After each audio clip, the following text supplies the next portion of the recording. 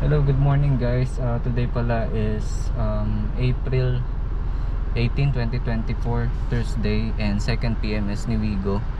Na-release tong car namin January 23. So dapat sa 23 pa, pero since maglalaon yun kami by Saturday, April 20, pinaschedule ko na siya ng mas maaga para din condition yung ating sasakyan. Ang current todo niya is only 1,976. Ano to kasi ito ang 2nd PMS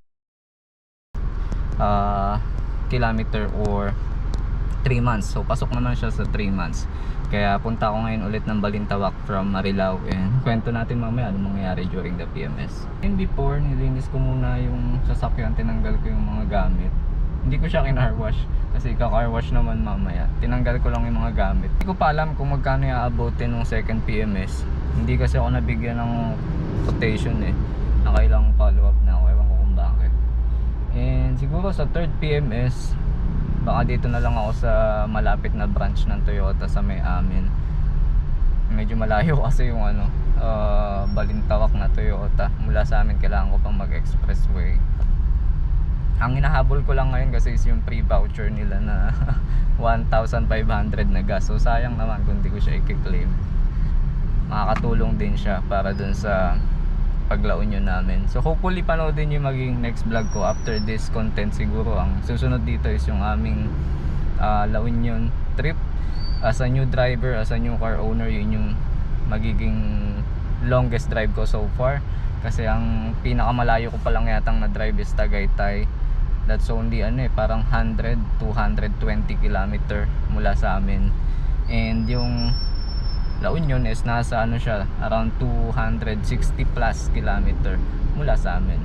So hopefully mai-share ko, or planning naman talaga akong i-share yung mga details nung magiging ride na yun, like the gas consumption, kamusta ba si Wigo, kasi puro expressway yun, di ba? Feeling ko mas mataas yung average consumption nun, kikwentahin natin. At the same time, yung mga feedback kay Wigo during the ride, and then yung mga dadaanan, toll fees, something, mga ganun. So kikwentahin natin yun. Sa mga napapanood ko kasing video, parang medyo kulang yung mga ganung details. So hopefully sa video na gagawin ko ma-provide ko lahat, no? Saan kayo dadaan, ano yung mga exit, and then ano din yung mga toll fees.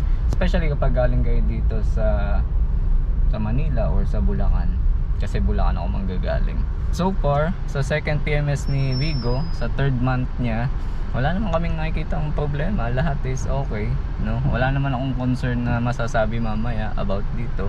Gusto ko lang ma-ensure na condition siya, dahil di ako marunong mag-check ng mga kung ano-ano dyan sa makina So yun, mas confident ako na magbiyahe pa La Union kapag syempre na-check nila, natignan nila kung okay ba yung mga components. I guess yun yung gagawin nila, mapalitan yung mga dapat palitan kung meron man. So let's see. Wala akong kasama ngayon kasi wala man silang gagawin doon. Hindi ko na sinama yung misis at anak ko. So try ko na lang mag-relax muna doon. Next na ako, kakapasok ko lang ng Marilao Tollgate. Time check, it's 9:09. Ang schedule ko is 10 AM. Confident naman ako na aabot tayo. Good luck. So dumating ako dito ng 9:30 AM sa Balintawak Toyota. And then 9:57 AM tapos na yung pag-usap namin ni service advisor. Estimate daw is 2 to 3 hours. So nakita ko 10:14 nung sinumulan nilang service na yung sasakyan. And then by 10:28 actually tapos na. So sa part na to nililinis nila lahat yung sa may gulong na part, pati yung sa may brake. So tinanggal nila lahat yung gulong. Nasakto lang na dito ako na pwesto sa part kung saan nila sinervisan yung sasakyan.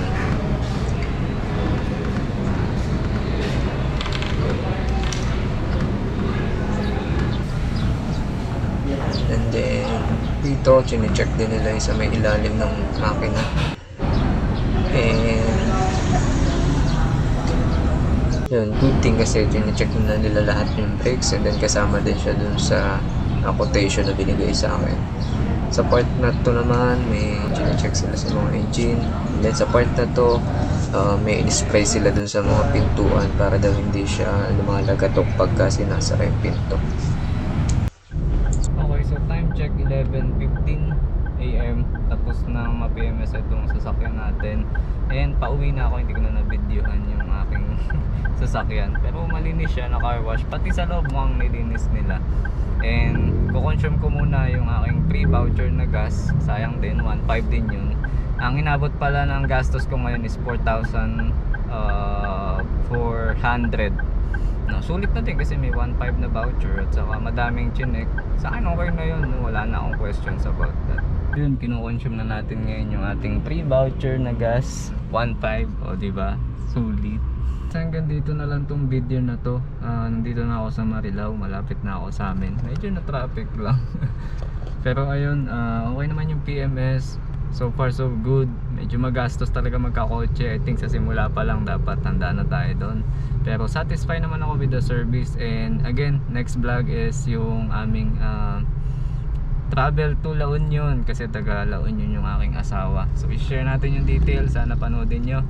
And kung may napulot kayo dito sa video na to, please hit that subscribe button naman guys, and like the video na din. If you have any question, pa-drop na lang po sa comment section. And yung mga details sana na-provide ko na in this video, like ano yung mga nilagay dito sa sasakyan at saka yung pagsiservice ng sasakyan. Sakto kasi yung napwesto akong lugar, doon sinervisan yung sasakyan. So good. Okay, again yun lang po for this video. Ingat po tayong lahat palagi, and God bless. Bye bye.